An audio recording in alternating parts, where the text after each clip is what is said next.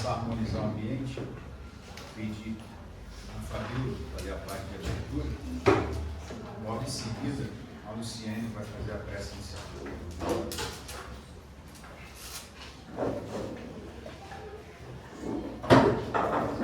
Livro, boa noite. Livro Sinal Verde, livro de André Luiz, por Chico Xavier. Desejos. Desejo é a realização antecipada. Querendo, mentalizando, mentalizamos, mentalizando, agimos, agindo, atraímos e atraindo, realizamos. Como você pensa, você crê, e como você crê, será. Cada um tem hoje o que desejou ontem e terá amanhã o que deseja hoje. Campo de desejo no terreno do espírito é semelhante ao campo de cultura na gleba do mundo, na qual cada lavrador é livre na sementeira e responsável na colheita. O tempo que o malfeitor gastou para agir em oposição à lei é igual ao tempo que o santo despendeu para trabalhar sublimando a vida. Todo desejo, na essência, é uma entidade tomando a forma correspondente. A vida é sempre o resultado de nossa própria escolha. O pensamento é vivo e, depois de agir sobre o objetivo a que se endereça, reage sobre a criatura que o emitiu, tanto em relação ao bem quanto ao mal. A sentença de Jesus, procura e achará, equivale a dizer, encontrarás o que desejas.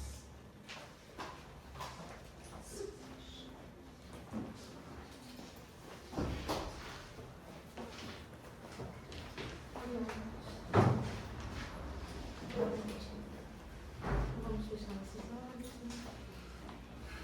Agradecer a Deus por essa bênção. Agradecer os Espíritos de Deus da casa por mais essa noite de palestra. Que possamos ser amparados nas nossas necessidades, nos momentos que aqui nos encontramos. Pedimos também pelo Robert, para que ele também seja incluído na palestra, e que possamos sair daqui com um pouquinho mais de entendimento do tema da noite. Que assim seja. Meus irmãos, hoje a gente está recebendo o Robert, trabalhador da casa. Ele é facilitador do estudo, segunda-feira, da Gênesis. E assim, os estudos dele são muito profundos, que a gente possa se conectar com o alto para a gente receber essa mensagem. Porque a gente está aqui para aprender, para adquirir conhecimento, para evoluir. E não tem nada na doutrina, né, porque às vezes a gente acha complicado, que não deva ser abordado. Mas eu tenho certeza que ele vai explanar da melhor maneira possível e que a gente tenha uma noite satisfatória, de boas vibrações e que Deus fique conosco. Até meia-noite não, por favor. Bom, a primeira coisa que eu quero saber aqui é o seguinte: quem acredita em reencarnação, levanta a mão, por favor. Que pena.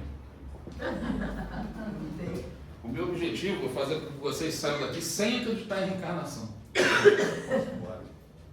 Não pode. Alguém acredita que o Sol é uma estrela? Alguém acredita que a Terra se move em torno do seu eixo? Sim. Não. Eu sei que a Terra se move em torno do seu eixo. Eu sei que o Sol é uma estrela. Eu não acredito nisso. A reencarnação é um fato. Um fato biológico, uma lei natural. E eu vou mostrar para vocês que ela está presente em toda a história da humanidade, por mais que tentassem escondê-la. Essa palestra é baseada na primeira palestra que eu fiz aqui uns 3 anos atrás, que foi uma lástima, foi uma coisa horrível. Mia, gaguejava, o André ficou horrorizado quando ele viu, eu achei que nunca mais fosse me chamar, mas ele é bonzinho, né? Ele acabou me dando uma segunda chance. Então, desde aquela época eu quis fazer isso daqui para passar a mensagem que eu não consegui passar. Não sei se eu vou conseguir, porque o tempo é curto, mas eu garanto para vocês que vale a pena, que tem muito conteúdo histórico aqui, que eu aposto que ninguém ouviu na escola, nem em lugar nenhum, nem na mídia, até hoje. Então vamos lá. Eu vou começar com essa frase aqui de Kardec. Pode-se queimar os livros, mas não se queimam as ideias. As chamas das fogueiras as superexcitam em vez de abafá-las. Quando uma ideia é grande e generosa, encontra milhares de peitos dispostos a aspirá-la. Ele disse isso aqui por ocasião do Auto de Fé de Barcelona, no dia 9 de outubro de 1861, quando livros espíritos foram queimados em praça pública, por ordem do bispo local. É interessante que desde 1834, a queima de livros inquisitórios da igreja já havia sido proibida. Mas o Espiritismo causou um alvoroço tão grande que eles decidiram ir contra isso e queimar mesmo assim. Como diz o grande filósofo Arthur Schopenhauer, toda a verdade passa por 3 fases. Primeiro, é ridicularizada. Segundo, é violentamente combatida. E terceiro, é aceita como sendo evidente. Foi assim com Galileu Galilei. Galileu foi um cientista, astrônomo, físico e matemático, e através do seu telescópio nos apresentou as luzes de Júpiter, as fases de Vênus, mostrou que a Terra não era o centro do universo. Foi obrigado pela Inquisição Católica a renegar sua descoberta sob ameaça de ser queimado vivo. Mas reza a lenda que, no momento que ele renegou, ele disse baixinho para alguns presentes, e, no entanto, ela se move. Galileu foi ridicularizado, né? Filósofos se recusaram a observar os céus pelo instrumento, diziam que se a Terra se movesse, a gente já sentia a Terra se movendo. A igreja declarou as ideias de Galileu contrárias às escrituras e o condenou à prisão. Mesmo quando ele renegando, ele só não foi queimado, mas foi preso. Mas, pouco tempo depois, pouco tempo não, alguns séculos depois, através das descobertas científicas de Isaac Newton, nós vimos que Galileu está completamente correto e é maravilhoso, poderoso observar os satélites de Júpiter através de um telescópio. Quem nunca fez isso, faça. Outro grande exemplo é o Louis Pasteur. Louis Pasteur foi um cientista francês, químico, microbiologista do século XIX, contemporâneo de Kardec.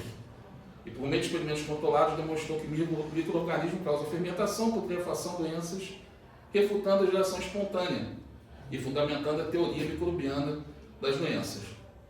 Na época se acreditava na geração espontânea, que um lixo, uma matéria orgânica podia gerar vida, podia sair um ser dali, uma larva, alguma coisa. Kardec fala sobre isso na Gênese, e Kardec, como é um indivíduo muito sensato, dá para falar assim: todo mundo, é mais ou menos isso que ele fala na Gênese, né? Vamos deixar isso aqui como hipótese plausível, mas não vamos fechar não. Suspeitava que estava errado. E estava. Pasteur disse essa frase aqui: um pouco de ciência afasta de Deus, muita ciência nos aproxima. Ele foi ridicularizado por médicos e acadêmicos que disseram que seres invisíveis não poderiam causar doenças. Ele foi combatido por faculdades de medicina, cirurgiões e academia médica, porque eles teriam que admitir que estavam tratando os médicos, os pacientes de maneira errada. Né? Mas a teoria dele foi aceita por alguns outros cientistas, hospitais, cirurgiões e pelo sistema de saúde, e ele conseguiu comprovar que hoje toda a medicina moderna é baseada nos estudos dele. Galileu enfrentou um choque com a tradição filosófica e religiosa. Pasteur enfrentou orgulho científico e médico.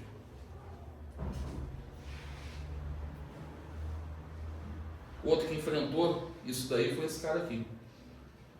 Allan Kardec, educador e pesquisador francês do século XIX, perdido marcado pelo positivismo, ou seja, ciência positiva, materialista, pela consolidação do método científico, através da observação comparado de observações mediúnicas, organizou o espiritismo em um sistema doutrinário estruturado. Kardec também passou pelas 3 fases. Foi ridicularizado por intelectuais materialistas, classificados fenômenos espíritas como superstição e ilusão.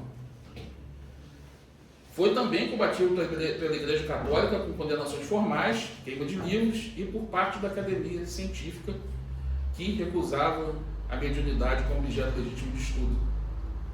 Mas, no entanto, a temática passou a ser investigada por pesquisadores e instituições acadêmicas, como estudos sobre reencarnação conduzidos na Universidade de Virgínia, além de experimentos históricos de cientistas como William Crookes e Charles Richer.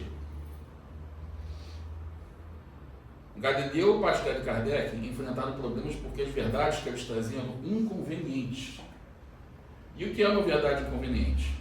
É uma verdade real, comprovável e plausível, mas que incomoda, contraria interesses, abala crenças ou gera desconforto emocional, social ou político. Por isso costuma ser negada, minimizada, ridicularizada ou evitada. Ideias novas raramente são avaliadas primeiro por sua evidência, mas pelo desconforto que causam. E qual é a verdade que o Espiritismo nos trouxe que mais se enquadra nessas características? Qual é a verdade espírita mais inconveniente? A reencarnação. Com certeza. Por quê? Porque ela abala o materialismo científico clássico e o dogmatismo religioso tradicional. A reencarnação mostra que a consciência não se reduz ao cérebro e que memória, identidade e personalidade podem preceder do nascimento, que o cérebro seria o instrumento da mente e não sua causa. Aceitar a reencarnação exigiria completa revisão do conceito da mente e aceitação de que nem tudo é explicável somente por matéria, quebrando os paradigmas atuais. Isso ameaça o modelo materialista fechado, que não é uma ciência, mas uma filosofia travestida de ciência. E uma revolução como essa incomodaria muita gente, porque o cientista sério ele busca a verdade. Ele não nega os fatos. A reencarnação desmonta pilares dogmáticos, como condenação eterna, salvação exclusiva e o pecado original herdado sem chance de reparação. A reencarnação nos introduz a justiça progressiva, o aprendizado contínuo, e nos mostra como funciona a lei de causa e efeito e sua relação com as leis morais. Isso tira o medo como instrumento central do controle espiritual e, consequentemente, tira o poder dos líderes religiosos que gostam de controlar através do medo. A grande ironia é que a reencarnação não nega Deus, não nega Jesus, não nega a moral, não nega a ciência, não nega a responsabilidade. Ela apenas explica melhor o que antes era paradoxal. Com ela, a justiça divina é soberana e implacável. E é justamente por isso, por explicar demais, que ela incomoda. A reencarnação é uma lei biológica e universal. A reencarnação é verdade. Como verdade, ela não pode ser contida. É como uma represa estourando. É como uma avalanche descendo. Como disse William Shakespeare, a verdade não precisa ser forçada. Ela brota, emerge, vem à tona por si mesma. Os pesquisadores, Bom, antes disso, eu vou falar um pouquinho, então, quando ela começou a emergir. E ela já começou a emergir, obviamente, na nossa pré-história. Os nossos antepassados, como os neandertais e os homo sapiens arcaicos, tinham o hábito de enterrar seus mortos em posição fetal. Os neandertais foram a primeira espécie a fazer isso. As outras espécies anteriores, eles largaram para lá. Isso porque a consciência começou a ser desenvolvida justamente no Neandertal. Os arqueólogos, pesquisadores, dizem que os corpos em posição fetal significam retorno ao ventre ou renascimento. E o óculo, que é aquele pozinho vermelho que eles jogam, significa o sangue menstrual e fertilidade. Ou seja, eles acreditavam que o enterro na posição fetal ajudaria aquele espírito a retornar, geralmente dentro do mesmo clã, da mesma família. Isso daqui não é foto gerada por IA, isso daqui é foto real de alguns sítios neandertais com enterro em posição fetal. Aqui nós temos também o exemplo do Homo sapiens arcaico, alguns. Aqui nós temos exemplos no Egito pré-dinástico. Em alguns casos no Egito eles faziam até uma espécie de um vaso que parecia um útero para colocar o corpo dentro, o esqueleto em posição fetal. Aqui nós temos o Oriente Médio no Neolítico, a cultura Jomon no Japão, Na Europa, o Neolítico e a Idade do Bronze também. O Neolítico na China, todos em posição fetal. A mesma coisa. Culturas pré-columbianas, como os Incas, também faziam a mesma coisa. Como é que explica isso? Culturas de tempos distantes, de lugares distantes, que nunca se conheceram, faziam as mesmas coisas. Os pesquisadores não entendem, a gente entende. O que explica essa repetição? O padrão real documentado surge independentemente de várias culturas.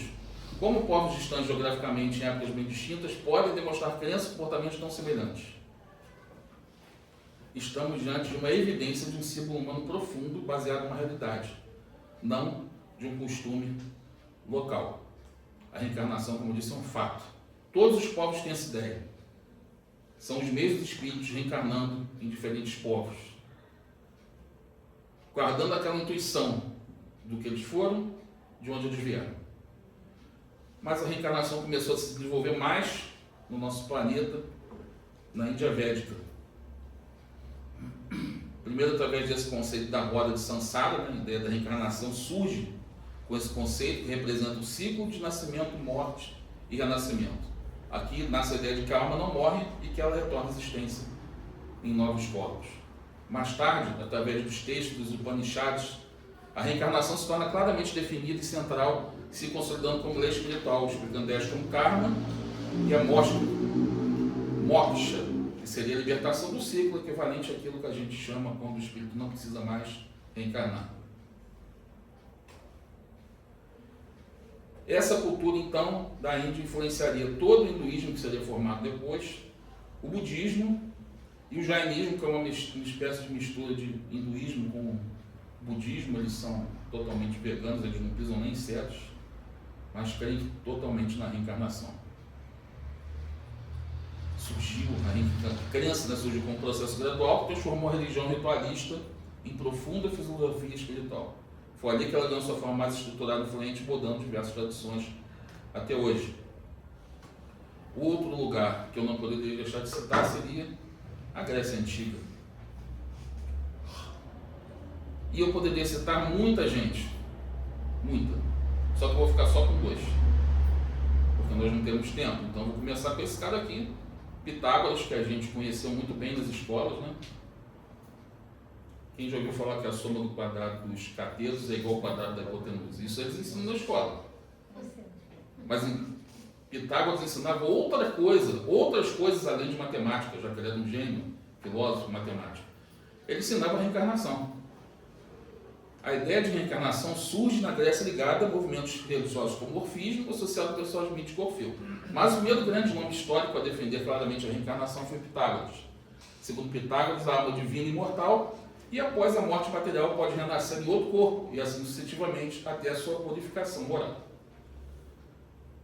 Em um de seus textos, Pitágoras diz o seguinte: a alma nunca morre, mas recomeça uma nova vida, muda de domicílio, tomando uma outra forma. Quanto a mim, já fui eu Forbes no tempo da guerra de Troia e lembro-me perfeitamente bem de meu nome e dos meus pais, bem como fui morto em combate com o rei de Esparta. Mas embora vivendo em vários corpos, a alma é sempre a mesma, pois só muda a forma. Pitágoras dizia se lembrar de inúmeras de suas reencarnações anteriores, ele dava detalhes assim impressionantes. O outro que não tem como deixar de citar, obviamente, é Platão. Com Platão, a reencarnação atinge sua forma mais elaborada na Grécia. Ensinou que a alma pré-existe ao corpo, que o conhecimento é uma forma de recordação, e que após a morte a alma é julgada e escolhe um novo corpo e uma nova vida, renascendo conforme suas escolhas e caráter, tornando a reencarnação um sistema filosófico completo sobre justiça, ética e destino.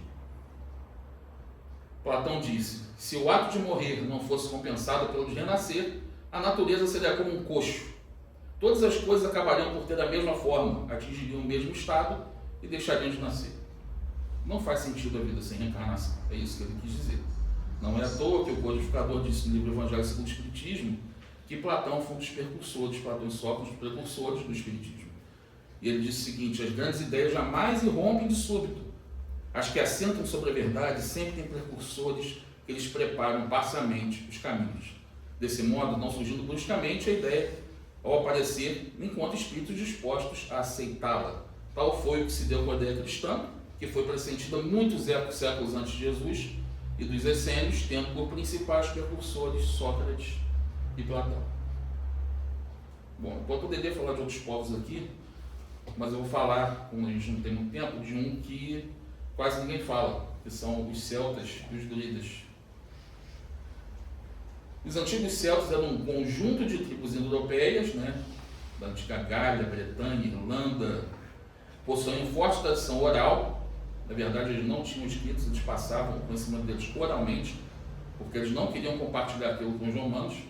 E eles eram liderados como uma elite guerreira, cuja coesão social e espiritual dependia dos druidas, que atuavam como sacerdotes, juízes, médicos e guardiães de todo o conhecimento e tradições do povo. Autores romanos relatam que os celtas não temiam a morte, como outros povos, pois eles acreditavam que a alma é imortal. A morte não é o fim, e a vida continua em outro corpo, um ciclo de reencarnações sucessivas.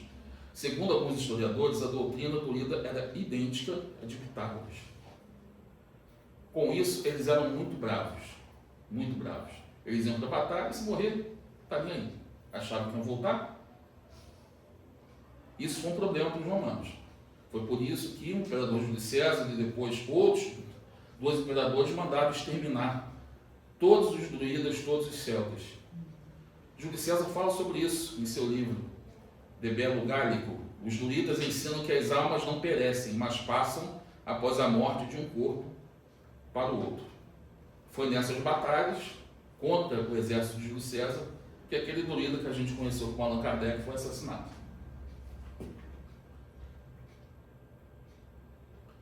E como explicar as doutrinas idênticas entre Celta e Pitágoras? Eu fui procurar isso aqui. E aí eu me surpreendi, porque eu achei um historiador dizendo que os celtas aprenderam com Pitágoras e achei outro historiador dizendo que foi Pitágoras que aprendeu com os celtas. Então ficou difícil, né? Então aí eu fui procurar conhecimentos atuais e a resposta aqui ninguém sabe. Como poderiam ter doutrinas tão semelhantes se eles não se misturaram? Né? Não sabe, simplesmente não se sabe, é um mistério. Para a gente não é tão mistério assim. Né? E tem diversos outros povos, não vou comentar assim sobre as culturas deles, porque realmente não daria, mas eu vou citar alguns, como os budistas tibetanos, os sudaneses urubais, que deram origem às religiões afro-brasileiras, que nós conhecemos, os bantos do sul da África também, os Rapanui na Ilha de Páscoa, os astecas no México, os maias da América Central, os incas no Peru, os tupi-guarani no Brasil. Ou vocês acharam que a gente ia ficar de fora dessa? Não, os tupi-guarani acreditavam e ainda achavam sempre que os seus antepassados já encarnavam na mesma família. Bem, aliás, é idêntica daqueles outros povos africanos, né? Separados por um continente, mas eles acreditavam nas mesmas coisas. O mesmo se deu com os navarros do oeste americano, aqueles famosos índios americanos do oeste, outros índios, os Hopi do Arizona. Esses, inclusive, tem um detalhe interessante que eles diziam que eles vieram das estrelas. Seus antepassados vieram das estrelas, habitavam outros mundos e vieram para a Terra. Isso é que esse povo indígena dizia. O que provavelmente deve ser verdade, né? Um grupo que veio para a Terra por algum motivo, né? Uma dessas migrações planetárias, eles diziam isso, olhavam para o céu e diziam que vinham das estrelas.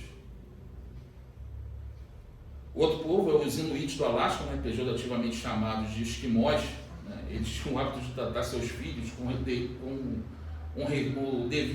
respeito devido a um ancião. Porque eles acreditavam que aqueles filhos eram anciões que tinham reencarnado, então eles não viam aquilo como uma criança, eles viam como um espírito já com uma bagagem intelectual e espiritual alta. Então é assim que eles tratavam as crianças. Tratam até hoje, na verdade. Os chineses tradicionais também, eles misturam o confucionismo, o taoísmo e o budismo. Temos também os aborígenes australianos na Oceania, os povos de Papua Nova Guiné, os Maori da Nova Zelândia, os Aumakua do Havaí. e os indígenas da Sibéria na Rússia. Tem outros. Eu só citei esses daqui porque eu consegui dar uma volta no mundo todo. Todos os continentes citados. Por aí a gente pode ver que a reencarnação sempre foi uma crença global.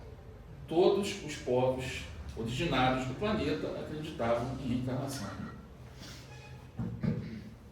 A ideia de ciclo, retorno, continuidade da vida é extremamente antiga e amplamente difundida nas culturas humanas. Então, eu vou perguntar aqui o seguinte: por que a crença da reencarnação entrou em declínio inocente no Oriente Médio? Por quê? Por que a crença na reencarnação entrou em declínio no Ocidente e no Oriente Médio? Porque até então todos os povos, inclusive do continente americano, da Europa, acreditavam em reencarnação. Depois a reencarnação entrou em declínio. Todo mundo deixou, né, os povos, né, colonizados deixaram de acreditar, não passaram essa ideia. Um dos motivos, né, além daquilo que eu já citei, a reencarnação é uma verdade inconveniente, é que a ideia da encarnação, ela destrói preconceitos. E isso não é interessante para quem quer dominar. Por exemplo, superioridade de gênero. O espírito, como nós sabemos, não possui sexo. Apenas assume corpos masculinos e femininos em diferentes vidas, tornando incoerente qualquer ideia de superioridade entre homens e mulheres. A nobreza de linhagem, a origem familiar muda a cada existência, mostrando que não existe sangue nobre permanente, mas apenas circunstâncias temporárias de nascimento. Os reis do absolutismo costumavam dizer que eles eram deuses, que eles eram enviados por Deus, que eles eram pessoas especiais. A reencarnação destrói tudo isso. Por isso que a reencarnação é interessante para nós.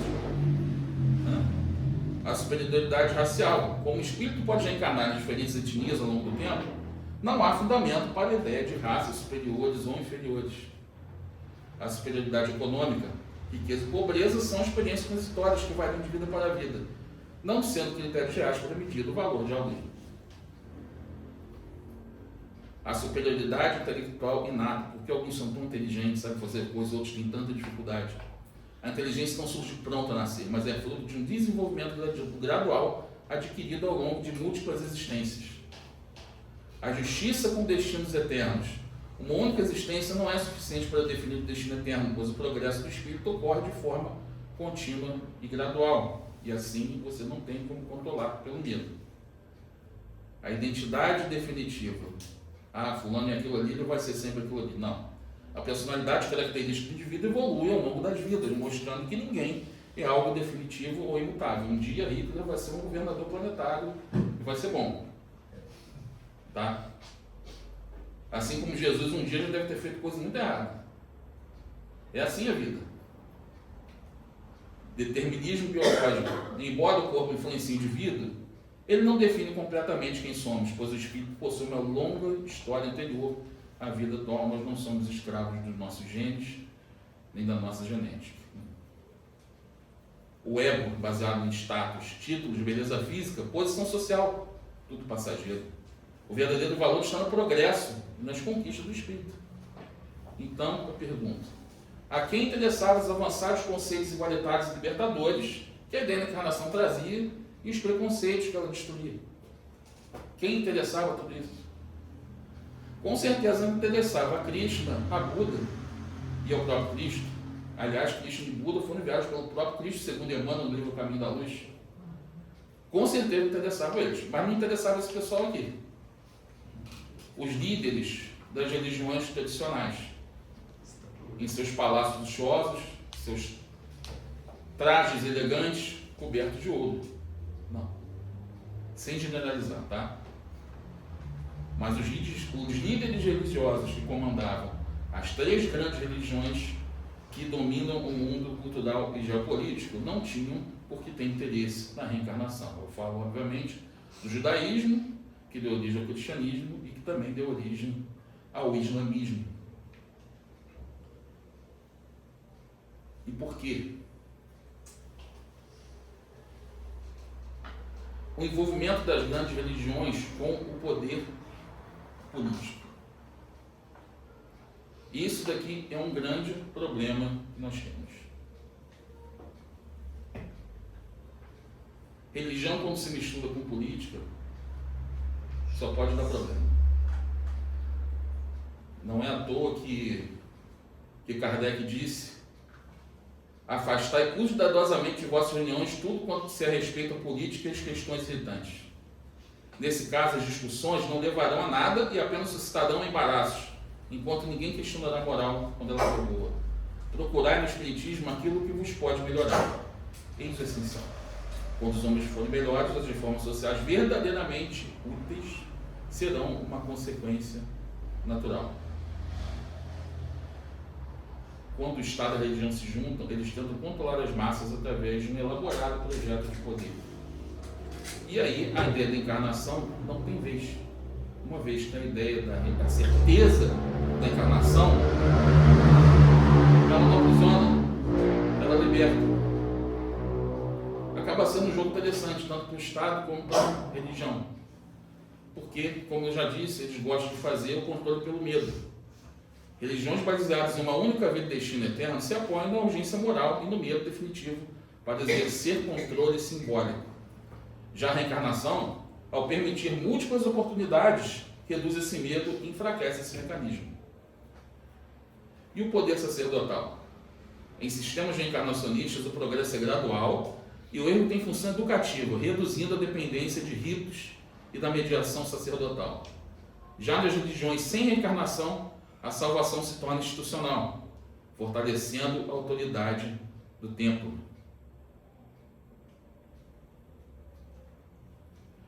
E o poder político? Quando religiões se associam ao poder político, a ideia de uma única vida e ordem divina fixa ajuda a legitimar hierarquias e obediência. Já a reencarnação, ao sugerir mobilidade e mudança de posições, enfraquece a sacralização do poder e tende a ser marginalizada. Um rei não vai admitir que ele vai nascer como um plebeu. Um político orgulhoso desses, que está lá, um ministro desses, um deputado desses lá de Brasília, eles fazem o que fazem porque eles não sabem o que os espera. Se eles soubessem, se eles tivessem certeza na quantidade e na reencarnação, isso não aconteceria. Então, os líderes religiosos dessas religiões fizeram de tudo para tirar a reencarnação das suas doutrinas. Mesmo assim, a crença na reencarnação ainda existe em grupos dessas religiões, são chamadas de religiões abraâmicas. No judaísmo, nós temos os helenizados, que são aqueles judeus da diáspora, no século I.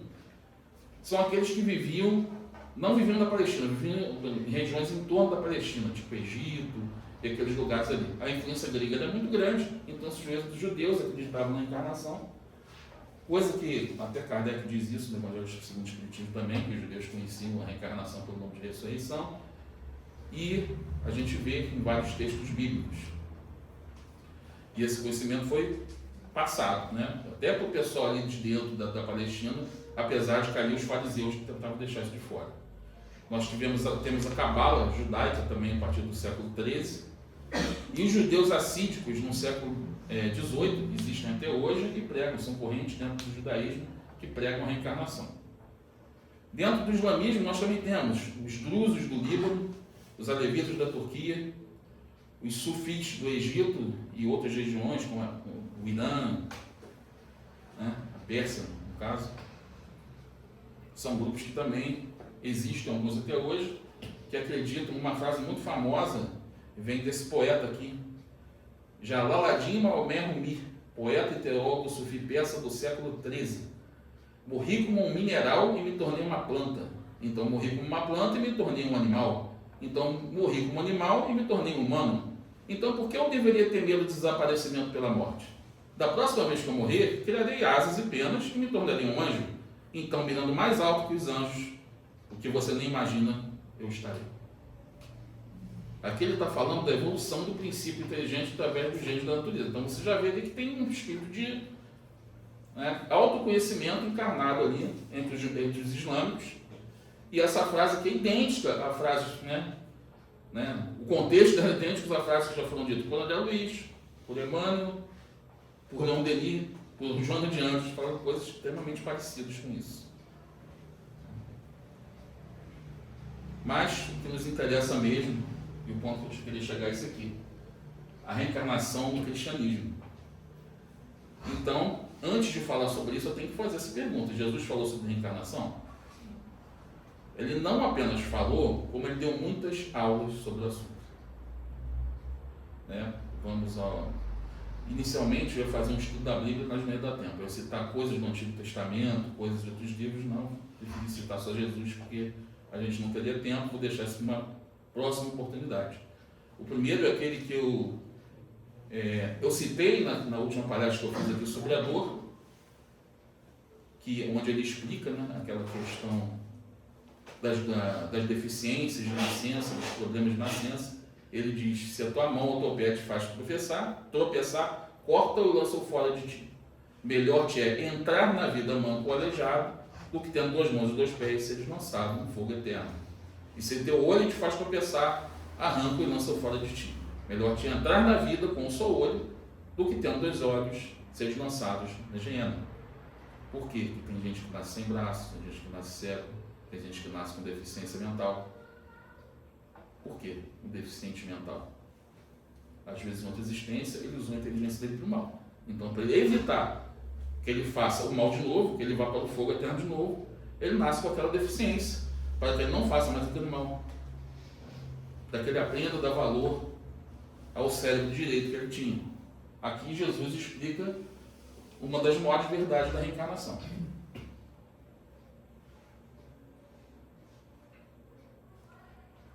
Temos o episódio do cego de nascença também, onde os discípulos perguntam: Rabi, quem pecou? Questionam seus pais para que nascesse cego. Nem ele pecou, nem seus pais, mas foi para que se manifestem nele as obras de Deus. Como um homem pode pecar para nascer cego? Ou seja, nasceu cego. Como que ele pecou para nascer cego? Obviamente que ele está falando de reencarnação. O povo está falando de reencarnação. O povo acreditava na reencarnação. Jesus poderia ter negado. Não. Podia dizer assim: impossível um cego de nascença ter pecado, porque antes de nascer ele não existia. Mas ele não diz isso. Ele diz: nem ele pecou, ou seja, como se ele admitiria a hipótese dele ter pecado. Não, ele não pecou, ou seja, ele está admitindo que ele existia antes, não pecou nem seus pais, mas foi para que se manifeste nele as obras de Deus. Poderia simplesmente ser uma aprovação, ser uma missão, poderia até ser mesmo uma expiação, mas reencarnação não é pagar pecado. Reencarnação é se redimir. Reencarnação é se aprimorar.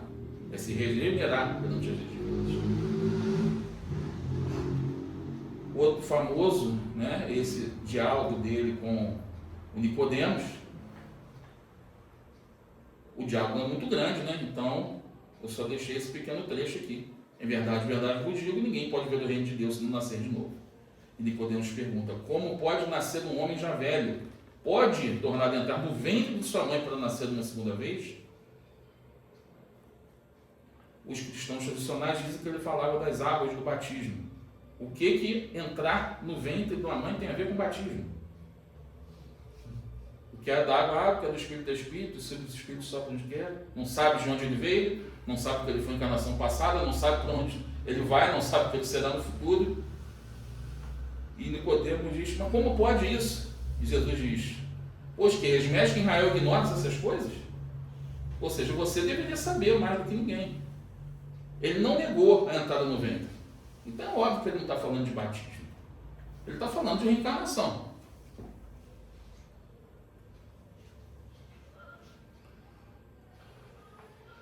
E também tem o caso de Elias e João Batista, né? Não vou citar todos os trechos, vou citar só esses daqui. Elias realmente há de vir primeiro e restaurará todas as coisas, mas eu vos digo que Elias já veio e não o reconheceram. Então os discípulos compreenderam que ele falava de João Batista. Ele veio e não reconheceram. Dizem os tradicionais que João Batista veio no poder e no espírito de Elias, como se fosse uma representação de Elias. Isso não tem nada a ver com o que Cristo disse. Ele disse: ele veio, vocês não reconheceram.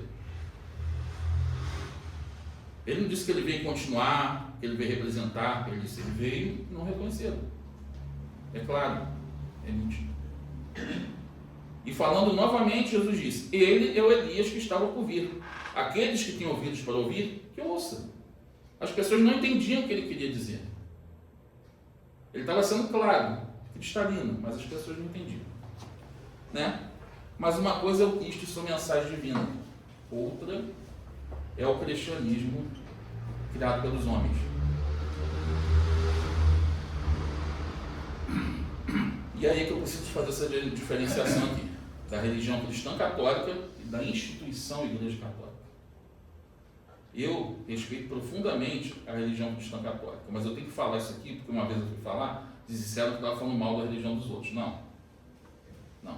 Eu fui criado em família católica, fui batizado, fiz catecismo, fiz primeira comunhão. Eu tenho mais profundo respeito pela crença na religião cristã católica, mas eu não posso deixar de ignorar as atrocidades, os fatos históricos que a instituição Igreja Católica fez. E é disso que eu vou ser obrigado a falar um pouco aqui.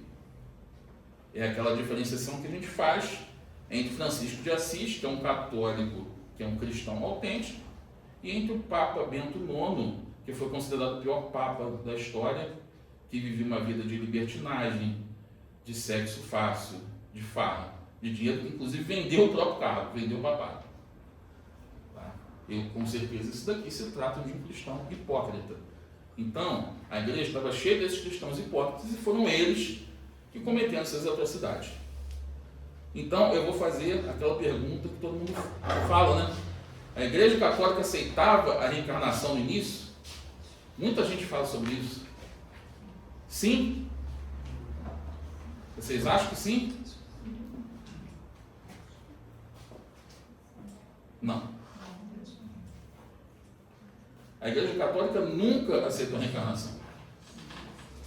A Igreja Católica, Apostólica Romana, nunca aceitou a encarnação no seu cânone.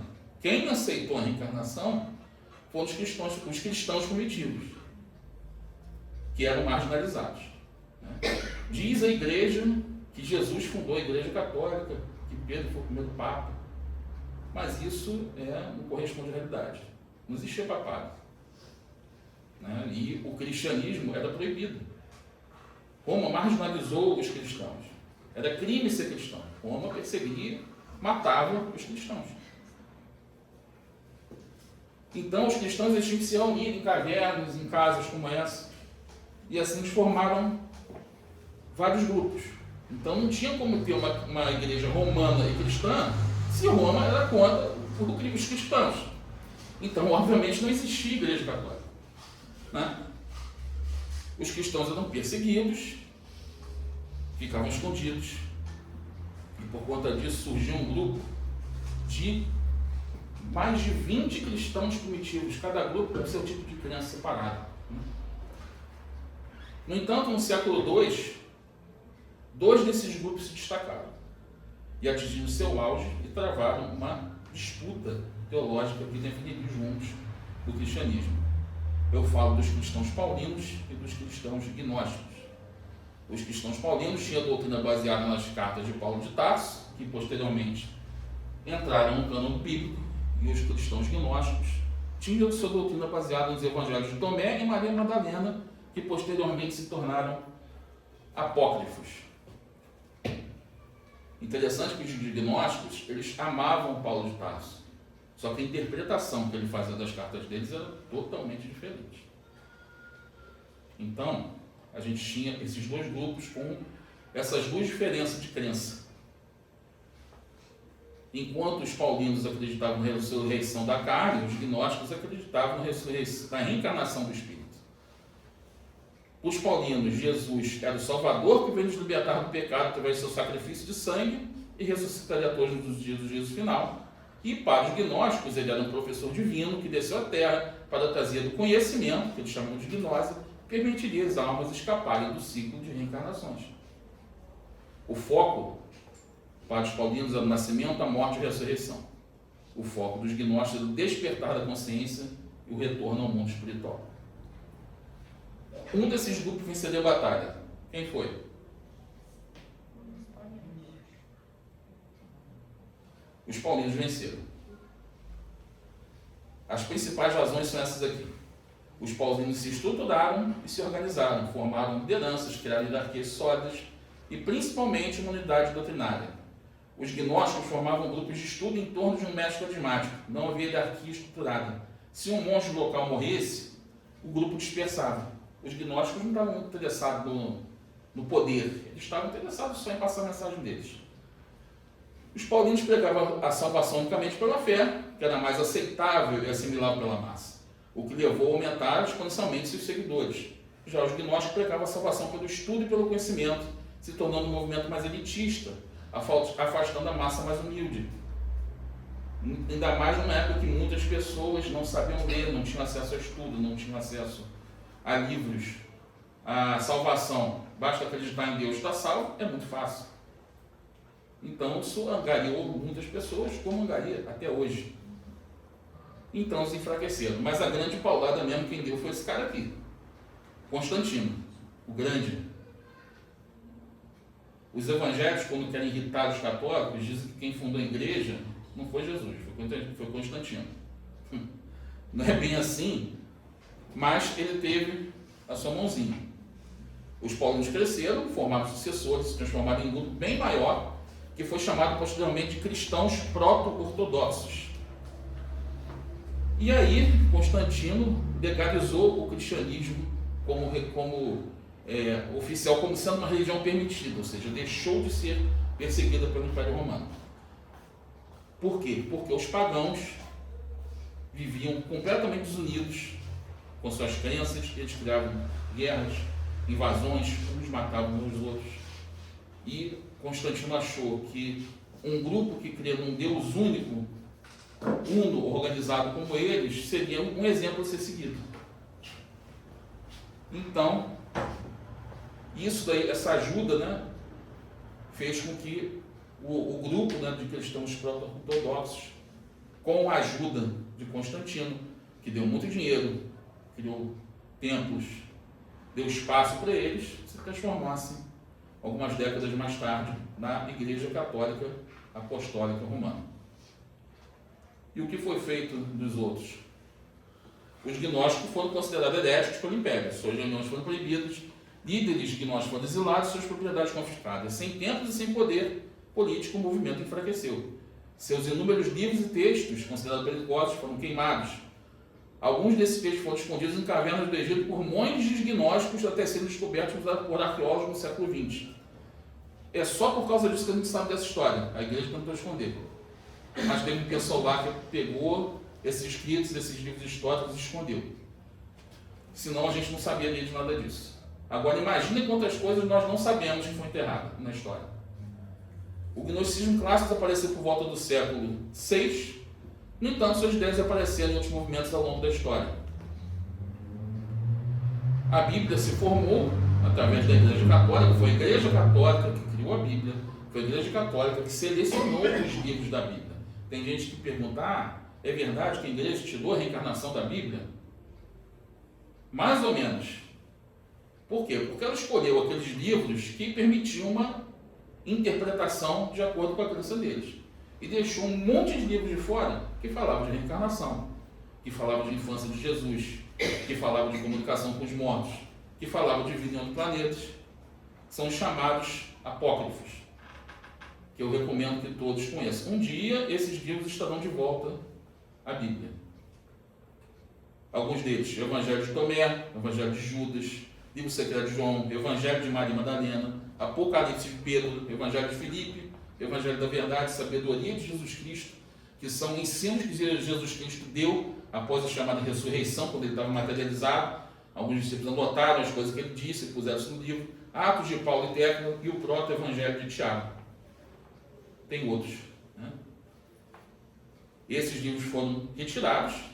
Mesmo assim, a reencarnação ainda aparece na Bíblia. Infelizmente, não temos tempo de falar sobre isso hoje. Um dia eu falarei mais sobre isso, inclusive no Antigo Testamento. Tá? E mesmo a igreja fazendo isso, eliminando a reencarnação, excomungando esses livros, a reencarnação teimava sobre a igreja. E um dos responsáveis por isso foi esse cara aqui, Orígenes de Alexandria. Orígenes foi um dos grandes pais da igreja. Ele disse o seguinte, no seu livro De Principiis: Cada alma vem a este mundo fortificada pelas fraquezas ou vitórias da vida anterior.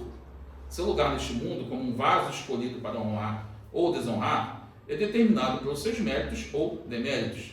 Seu trabalho neste mundo determina a sua vida no mundo futuro.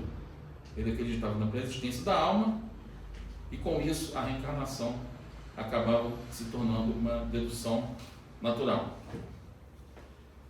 Orígenes foi um cristão primitivo proto-ortodoxo, monge líder da escola de Alexandria. Considerado um dos pais da igreja e da Bíblia, ele ajudou a escolher livros do cânone, mas não conseguiu botar tudo o que ele queria. Ele tentava explicar a fé usando a filosofia platônica e divergia de outros líderes de seu grupo. Defendia a pré-existência da alma e fomentava entre seus seguidores, chamados de origenistas, a ideia da reencarnação. Descartava penas eternas e defendia que no fim todos os homens seriam salvos. Suas ideias foram consideradas heréticas e seus ensinos foram condenados séculos após sua morte no segundo concílio de Constantinopla em 553. E antes de falar do concílio de Constantinopla, é preciso falar desses dois aqui, Justiniano e Teodoro. E aí agora eu tenho que puxar a orelha não dos católicos, dos espíritas, porque reza uma lenda na internet que Teodora, a esposa de Constantino, de Justiniano, era uma prostituta, e por conta disso ela ficou com raiva das prostitutas de Constantinopla, mandou matar 500 prostitutas, e aí o povo que acreditava em reencarnação ficou dizendo que ela teria que retornar 500 vezes para ser assassinada 500 vezes e pagar pelos seus pecados. Como se reencarnação fosse para pagar pecado, como se alguém tivesse que nascer para matar alguém. Isso não existe, ninguém reencarna para fazer o mal. Quem fala isso não entende como funciona a reencarnação. Além disso, isso tudo é uma grande fake news, tá? É aquele famoso telefone sem fio. A história tem um fundo de verdade? Tem, mas não é bem assim que ela aconteceu.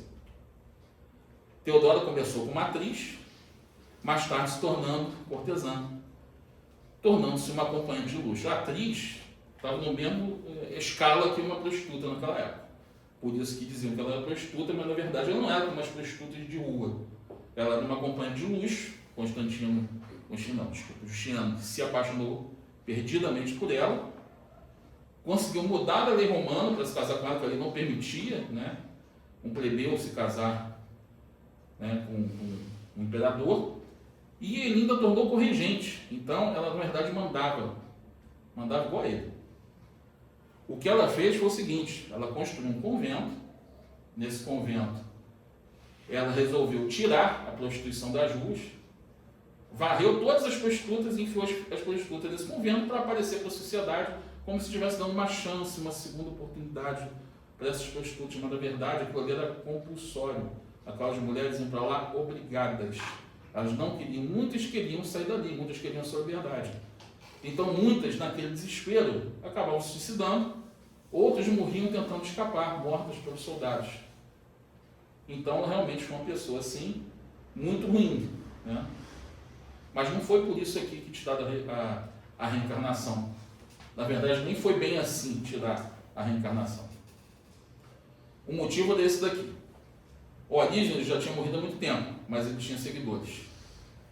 Eles acreditavam na presença da alma e que elas poderiam voltar em outros corpos. Viam Deus como um espírito puro, sem forma humana. E tinha o grupo dos antropomorfistas, que eram monges, que eram rústicos e devotos, acreditavam que, como a Bíblia diz como foi feita a imagem e semelhança de Deus, Deus deveria ter uma forma humana, física. Para essas ideias de Orígenes eram desejos gregas disfarçados de cristianismo. Então, Justiniano conclamou o segundo concílio de Constantinopla, porque esses dois grupos viviam em guerra, uma guerra teológica que não era interessante para ele. E nessa guerra ele, obviamente, condenou o Orígenes e os origenistas, e fez do outro grupo vencedor. Foram 15 condenações a Orígenes. Eu vou citar duas. Se Adão crer na fabulosa pré-existência das almas, ele não repudiava o retorno das mesmas, que é geralmente associado àquela seja nada.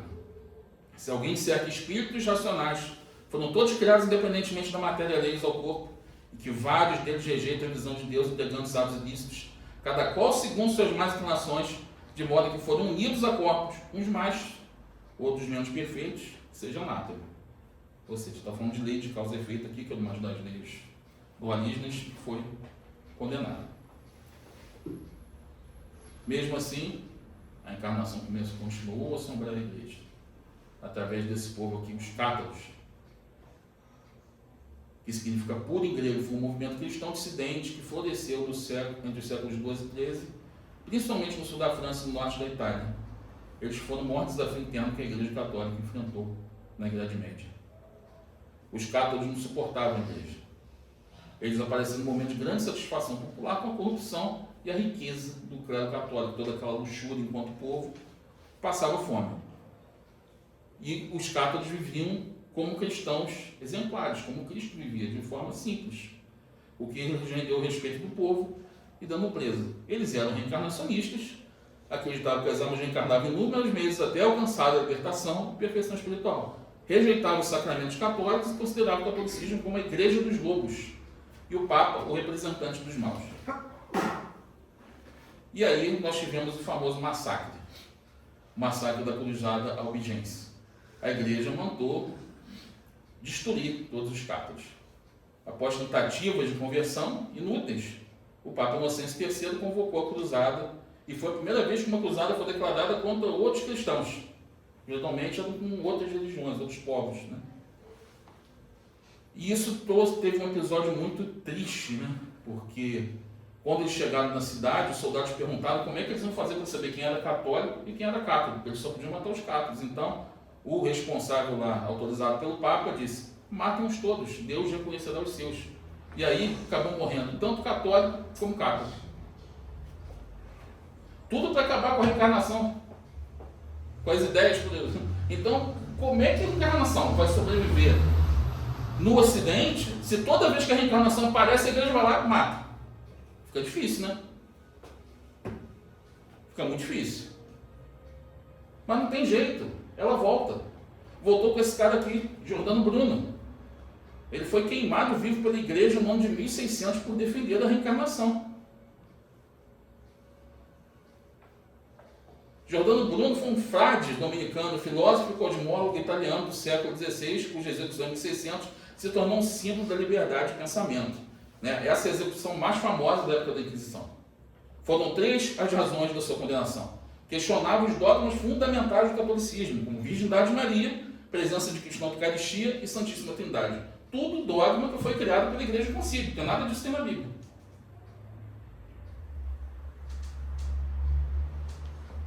Influenciado por Copérnico, né? Ele também, que era um astrônomo, afirmava que o universo era infinito, que não havia um centro, a Terra não é do centro, o Sol não é do centro, e que as estrelas eram outros sóis, cercados dos seus próprios planetas, que poderiam ser habitados por outros seres. Então ele acreditava também na vida em outros planetas, ou seja, tudo verdade. Defendia a reencarnação, dizendo que após a morte a alma passava de um corpo para o outro e que com o tempo poderia habitar diferentes formas de vida. Ou seja, admitia ainda que com a evolução você ia habitando formas de vida cada vez mais superiores. Tudo que ele dizia era verdade. A igreja nunca pediu desculpa para ele. Para Galileu, pediram. Para ele, não. No momento que ele ia ser executado, ele disse o seguinte para o carrasco: talvez sintais maior temor a pronunciar essa sentença contra mim do que eu a recebê-la. Ele estava tranquilo. Hoje, uma estátua de Giordano Bruno ergue-se no campo de Fiore, em Roma, no exato local de sua execução. Ela foi instalada em 1839 como monumento à liberdade de pensamento. A Igreja Católica tentou impedir, mas não conseguiu. Como disse Leon Tolstói, a verdade é como ouro. Quanto mais a submetem ao fogo, mais pura ela se torna. E cada vez que queimavam um reencarnacionista, a reencarnação voltava com mais força ainda. E foi aí que chegou a vez do Espiritismo. O advento do Espiritismo provocou uma mudança profunda na percepção ocidental sobre a reencarnação. Agora não dava mais para queimar as pessoas. Senão, Kardec teria sido queimado. Aliás, ele já tinha sido queimado pela igreja antes, porque ele foi John Huss, que foi o precursor da reforma protestante. Os protestantes não sabem disso, mas eles existem graças a Kardec. E a igreja queimou John Huss na fogueira, né, lá na República Tcheca, que retornou como Allan Kardec. Eram 2 missões que o Cristo tinha dado para ele, E ele voltou, fez isso tudo. Dessa vez ele não podia ser queimado, mas os livros ainda podiam, digo foram, ele não. Né? Essa frase de George Orwell representa muito Kardec. Em tempos de dano universal, dizer a verdade é um ato revolucionário. Kardec foi um revolucionário. Ele mudou a sistematização e a terminologia, né? Porque antigamente a reencarnação era chamada de metempsicose. Eles falavam que dizia que podia reencarnar animais, falavam de transmigração das almas, ou seja, era uma coisa assim que ninguém definia direito como é que funcionava. E ele estabeleceu que é uma evolução sempre para frente, nunca retrocedendo. O termo reencarnação, que surgiu no latim tardio, mas que nunca foi usado em língua nenhuma, na verdade, foi colocado por ele, popularizado por ele no mundo inteiro. Hoje qualquer pessoa no mundo conhece a palavra reencarnação. Pode até não conhecer um Kardec, mas a palavra conhece. E outras que ele criou. Ele estabeleceu a reencarnação como lei natural. O Espiritismo retira a reencarnação do campo do misticismo e o apresenta como uma lei biológica e moral. Demonstrou como funciona a justiça divina, através da pluralidade das existências, usada para explicar as desigualdades físicas e intelectuais, argumentando que cada indivíduo colhe os frutos e esforços ou erros de vidas passadas. A Terra deixou de ser vista como um tribunal e passou a ser encarada como uma escola. Graças ao Espiritismo, antes o Ocidente via a reencarnação como heresia, depois o Espiritismo começou a ganhar força, principalmente na Europa e depois, obviamente, aqui no Brasil, que se tornou uma grande base cultural hoje, e hoje influencia até mesmo quem não se declara espírita. E principalmente isso daqui, o diálogo com a ciência. O Espiritismo surgiu uma era de fé na ciência, fazendo com que a reencarnação passasse a buscar validações empíricas. Cientistas de renome começaram a estudar os fenômenos espíritas e evidências de reencarnação. Mais tarde seriam explorados por pesquisadores no século XX. A ideia de perispírito explicou, né, como seria possível um processo de reencarnação. Posteriormente, André Luiz explica isso em detalhes. E, por fim, nós temos a questão da reencarnação e a ciência. E aqui eu deixo essa frase de Vitor Hugo. Nada é mais poderoso do que uma ideia cujo tempo chegou. Podemos falar aqui sobre muitas coisas. Infelizmente, eu vou ter que fazer uma apresentação só para isso, porque não temos tempo. Mas aqui eu digo, temos o fenômeno das habilidades inatas, crianças que relatam memórias de vidas passadas, talentos e comuns qualidade, sem terem tido qualquer contato com o tema. A xenoglosia, capacidade de falar ou entender uma língua que a criança nunca estudou. Habilidades técnicas, crianças que sabem pilotar aviões, tocar instrumentos, usar ferramentas de marcenaria com destreza profissional logo nos primeiros anos de vida. Fobias e filias, medos intensos de objetos específicos como armas ou água, ou paixões por culturas distantes e coincidem com os detalhes do suposto relato da vida anterior. Esse cara aqui, Jim Tucker, psiquiatra americano, documentou casos famosos de precocidade técnica. Um dos mais conhecidos é o Jamie Leninger, um menino que aos 2 anos demonstrou conhecimentos profundos sobre a aviação militar na Segunda Guerra Mundial, incluindo detalhes técnicos desordenados que nem os adultos conheciam. Como é que você vai explicar isso aqui? Esse outro aqui, David Nicken, psicólogo, psiquiatra geneticista americano, realizou pesquisas genéticas com gêmeos. Os estudos sobre comportamento são frequentemente citados para mostrar que a genética não explica o surgimento de prodígios em famílias onde não há histórico de tal talento, deixando uma lacuna que os pesquisadores da consciência tentam preencher com a hipótese da sobrevivência da personalidade. De onde vem aquele gêmeo se na família não tem ninguém? Aí tem um gêmeo. O gêmeo é a cópia genética, um clone perfeito. Geneticamente é igual, mas um é muito inteligente, o outro não é. Criado no mesmo lugar, na mesma família. Mesma carga genética, mesmo DNA. Como é que se explica? Dr. Ian Stevenson, o caso mais famoso, psiquiatra americano, dedicou livros inteiros ao estudo também da xenoglosia. Ele buscava distinguir entre a xenoglosia recitativa, que é repetir palavras sem entender, e a xenoglosia responsiva, que é ser capaz de manter uma conversa fluida em uma língua estranha. Mas o principal trabalho desse cara aqui foi o DOPS, que foi a divisão de pesquisa científica que ele implementou na Universidade de Virgínia, e que ele fez muitos experimentos sobre a reencarnação. maioria de casos infantis. Catalogou mais de 3 mil casos de crianças que descreviam detalhes de suas vidas anteriores. E também estudou as marcas de nascença, que é uma das pesquisas mais famosas que explorou a correlação entre marcas ou defeitos congênitos com crianças e ferimentos fatais sofridos pelas pessoas que elas alegavam ter sido em vidas passadas. Outro campo de pesquisa é o biocentrismo. Robert Lanza, médico e cientista, argumentava que a vida e a consciência são as chaves para entender a natureza do universo, sugerindo que o eu é uma energia que não se perde com a morte biológica, podendo se manifestar em outras realidades ou tempos, inclusive o que eles chamam de multiverso. A física quântica, esse cara aqui, Sir Roger Penrose, prêmio Nobel de Física, matemático, filósofo e professor inglês, propõe que a consciência se origina de processos quânticos dentro dos microtúbulos das células cerebrais. Segundo essa teoria, a informação quântica da consciência poderia persistir após a morte física. Isso daqui é o que mais perto a gente chegou de comprovar a existência do espírito e a ligação do perispírito com o corpo. Nós temos a psicologia transpessoal e a hipnose regressiva. Essa mulher aqui foi uma psicóloga, Helen Wambach, foi uma psicóloga e realizou estudos com milhares de pessoas sobre regressão. Não focava em casos individuais, mas em dados coletados. Pediu aos indivíduos que descrevessem roupas, tipo de comida e moedas de épocas passadas, épocas que elas diziam ter vivido. E os registros históricos batiam de maneira extremamente precisa. Outro caso famoso é o desse cara aqui, Brian Weiss, psiquiatra formado em Yale e Columbia, autor do best-seller Muita Vida, Muitos Médicos, que popularizou a terapia de vidas passadas. Muitas Vidas, Muitos Médicos. Excelente livro, li nos anos 90. Ele documentou casos de pacientes que acessaram informações específicas sobre vidas anteriores, eventos históricos que eu não conhecia. Esse cara era um materialista. Ele estava lá fazendo uma regressão com uma paciente dele e começou a falar de vida passada. Aí que ele começou a se interessar pelo assunto, foi pesquisar e chegou à conclusão de que tudo é uma realidade. Outro caso é o desse cara aqui, Amendras Nath Banerjee. Foi um psicólogo indiano, parapsicólogo, que dedicou sua carreira ao estudo científico da reencarnação, analisando mais de 1000 casos de crianças que alegavam possuir memórias extracerebrais.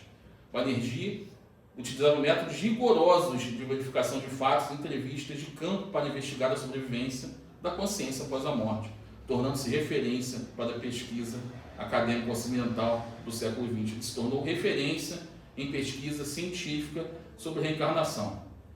Foi conhecido como cientista da reencarnação. Ele já esteve no Brasil, ele já encontrou Chico Xavier, ele já encontrou outros cientistas, ele trocava figurinhas com o Ian Stevenson da Universidade de Virgínia e outros cientistas conhecidos. Foi um grande pesquisador. E, para terminar, como nós não temos mais tempo,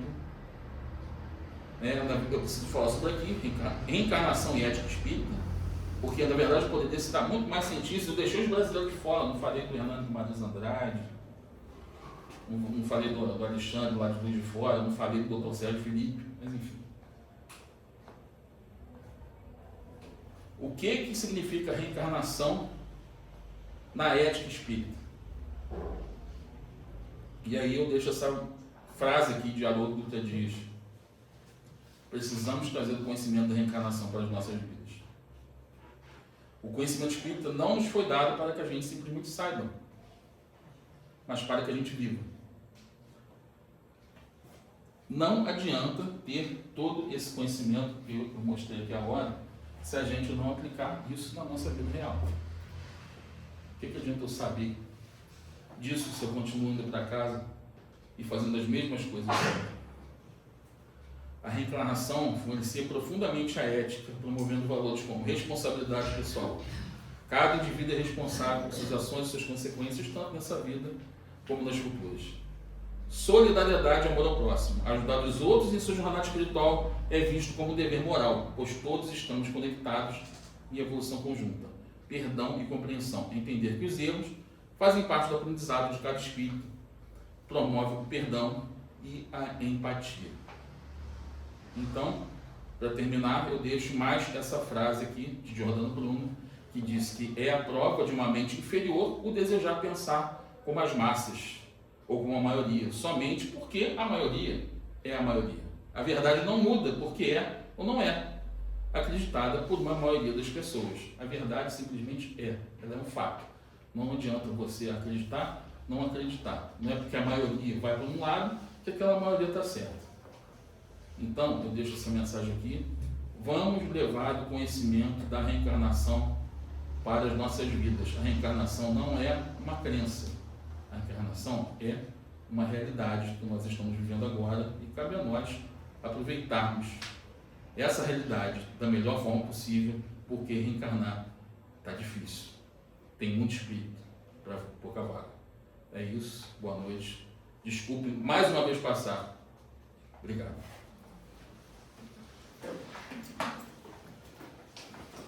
Então, vamos agradecer ao Robert por esse estudo sensacional, que eu acho que esclarece e lembra muita coisa para a gente, e que a gente possa, né, um dia, não acreditar na encarnação, mas que ela seja uma convicção em nossos corações. Tá bom, gente? Tem algum recado, Pedro? Uma coisa que gostaria que falasse? Mandaram eu pedir, tá? Mas não foi o que eu pedi, não. Vai vir um casal no domingo, ele vai fazer um seminário, ele é lá da Mansão do Caminho, de Valdo, né? Onde Valdo fundou lá. Eles vão vir domingo, de 9 ao meio-dia, falar no Palácio de Cristal. E aí, quer dizer, então quem puder ir lá assistir será uma forma de a gente estar lá junto, né? Conhecer esse casal e trazer o que eles vão trazer para nós, né? E agora tem uma parte mais romântica do assunto. Tem acho que pega umas 400 cadeiras, meu. 200, mas tem mais 100. Mas vamos lá, tem 200 então. Não mérito para levar para o Cristal. Então, se tivesse aparecer alguém que gostaria de ir lá dar um passeio, não mérito, só teria que chegar lá às 7 horas da manhã. Então, alguns aqui vão lá, né? Então, se alguém tiver nada para fazer domingo assim, tá sem sono, sem nada, quiser chegar às 7 horas da manhã no mérito, será um prazer. Desculpa. Então agora vamos partir para a nossa prece final, para a gente passar para o passe. Então vamos elevar nosso pensamento a Deus, buscar paz, serenidade, conforto, nos ensinamentos de Jesus, pedindo a esses que nos amparem, que nos confortem, que nos mantenham unidos e que nos façam, Senhor, enxergar todas essas verdades que aqui foram passadas nessa noite, para que a gente possa caminhar de uma maneira mais serena, mais segura, mais tranquila, sempre observando suas leis perfeitas e magnânimas. Agradecemos, Senhor, pelo amor que derrama sobre a vida de cada um de nós. E que lá dentro da sala de passe, todos aqueles que têm o merecimento possam receber aquilo que vieram buscar. Agradecemos por essa semana que finda e pedimos, Senhor, que possamos todos um dia sermos instrumentos da Tua paz. Obrigado por tudo e permaneça conosco agora e para todos sempre. Que assim seja.